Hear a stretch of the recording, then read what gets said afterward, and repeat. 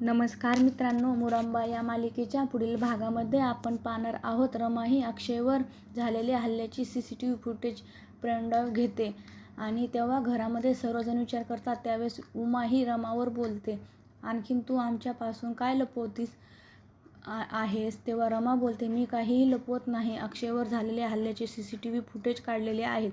मला जाणून घ्यायचे आहे त्या दिवशी नक्की काय झाले होते.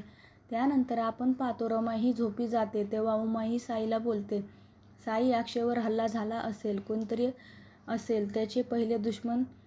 तिने अक्षयला मारहाण केली असेल. आपल्याला काय करायचे आहे? तर तिकडे आपण पाहतो मालविका ही इरावतीवर रागवते आणि बोलते, आता बस झालं. आता मी यापुढे तुमच्यासाठी काम करणार नाही. मी निघून चालले. तेव्हा इरावतीला मालविकाचा अतिशय राग येतो. त्यानंतर आपण पाहतो पोलीस ही अक्षय आणि इरावतीच्या घरी चौकशी करण्यासाठी येतात आणि ते सांगतात की आम्ही अक्षयवर झालेल्या हल्ल्याची चौकशी करण्यासाठी आलो आहोत आणि सर्व पुराव्याने आम्ही निष्कर्षावर पोहोचलेलो आहोत की तो हल्ला मालविकाने घडवून आणला होता. त्यामुळे आम्ही तिला अटक करायला आलो आहोत. मालविका आणि घरातील सर्वजण अवाक झालेले असतात.